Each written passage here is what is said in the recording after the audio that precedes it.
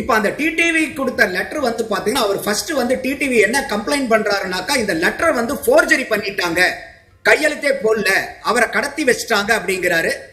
அதுக்கு வந்து பாத்தீங்கன்னாக்கா ஒரு வீடியோ வந்து வெளியிடப்படுது. இல்ல அவர் வந்து சுயாதீனத்துல தான் அவர் வந்து முழுக்க முழுக்க அவரே தான் அந்த லெட்டரை கையெழுத்து போடுறாங்கிற அவர் வந்து அவரா எழுதி கொடுத்த கடிதம் தாங்கிறது.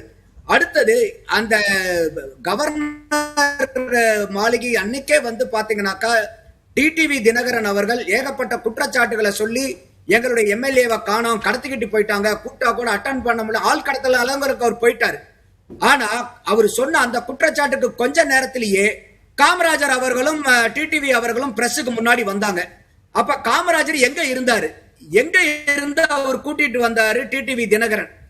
அப்போ அப்பயே வந்து காமராஜர் அவர்கள்ட்ட வந்து கேள்வி கேட்கப்படுது, தாவேக்கால இருந்து உங்களை அணுகுனாங்களா, உங்ககிட்ட ஏதாவது பேசினாங்களாங்க போது இல்ல இந்த மாதிரி எல்லாம் எது எங்க கிட்ட பேசலாங்கிறாரு.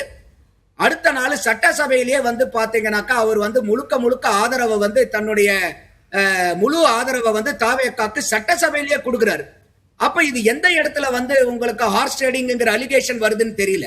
நான் அதனாலதான் திருப்பி திருப்பி சொல்றேன், ஒரு ஹார்ஸ் ட்ரேடிங் அலிகேஷன் மட்டும் பத்தாது. ஒரு அலிகேஷன் நீங்க கொடுக்கறீங்கன்னா அதுக்கு எவிடன்ஸ் வேணும். அந்த எவிடன்ஸ் இருந்தா ஏன் நீங்க கோர்ட்டுக்கு போக மாட்டேங்கிறீங்க? இப்ப காவல்துறை கூட தாவேகா அரசாங்கத்தினுடைய காவல்துறை கம்ப்ளைண்ட் எடுத்துக்கலன்னு கூட நீங்க குற்றச்சாட்டு சொல்லலாம். கோர்ட்டுக்கு போலாமே, நீங்க ஹைகோர்ட்டுக்கு போலாம், இல்லைன்னா நீங்க சுப்ரீம் கோர்ட்டுக்கு போலாம். எங்க கிட்ட இந்த டாக்குமெண்டல் எவிடன்ஸ் இருக்கு, பிரைமா ஃபேசி எவிடன்ஸ் இருக்கு. அப்போ நீங்க எந்த விதமான எவிடன்ஸும் இல்லாம சும்மா வந்து பாத்தீங்கன்னா இப்ப அதான் சொல்லுவாங்க பாருங்க, இப்ப நிறுத்திட்டு இன்னைக்கு அரசியல்வாதி ஆகி ஆட்சி செஞ்சுக்கிட்டு இருக்காரு. ஆனா அனிதா ராதாகிருஷ்ணன் போன்றவர்கள் வந்து அரசியல்வாதியா இருந்து இப்ப நடிகர்களா மாறிக்கிட்டு இருக்காங்களாங்கிற ஒரு கேள்வி நம்ம கேட்க வேண்டிய சூழ்நிலை வருது.